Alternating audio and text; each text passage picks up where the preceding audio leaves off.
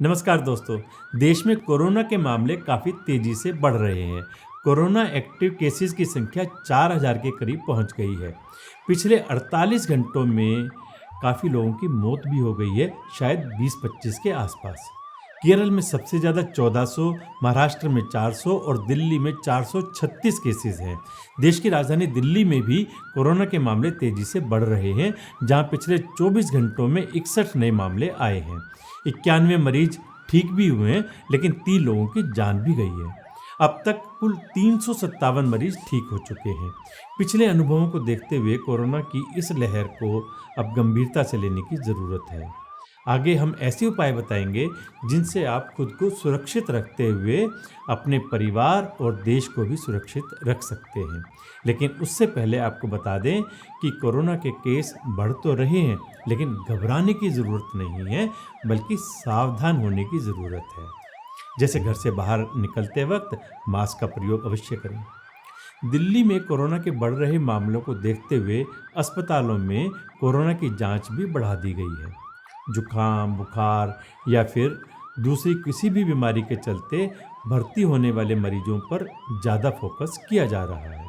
Doctor Subhash गिरी ने बताया कि कोरोना के केस तो बढ़ रहे हैं, लेकिन अभी तक कोई गंभीर मामला देखने को नहीं मिला है।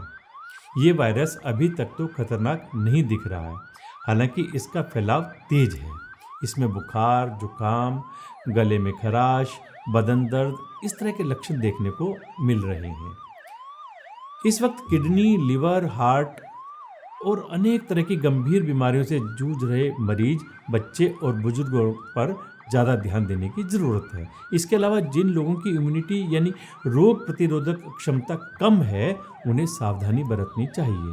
एहतियात के तौर पर एलएनजेपी हॉस्पिटल में कोरोना के मरीजों के लिए अलग से आइसोलेशन वार्ड तैयार कर लिया गया है। अच्छी बात यह है कि जीटीबी, स्वामी दयानंद समेत लगभग सभी अस्पतालों में आइसोलेशन वार्ड खाली पड़े हैं। अस्पताल में उपलब्ध दवाओं, ऑक्सीजन की सप्लाई और वेंटिलेटर की उपलब्ध सुविधा की जानकारी सरकार को दे दी गई है। जहां दवाओं की कमी है, वहां दवाओं सहित बाकी उपकरणों की डिमांड की गई है।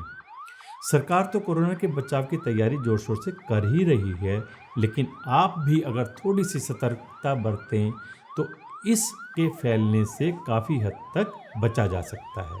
इसके लिए आपको क्या करना चाहिए, एक एक करके हम आपको बताते हैं। घर से बाहर निकलते वक्त मास्क जरूर लगाएं। ऑफिस और खासकर बार बार छूने वाली जगहों को नियमित रूप से साफ करें, सैनिटाइज करें।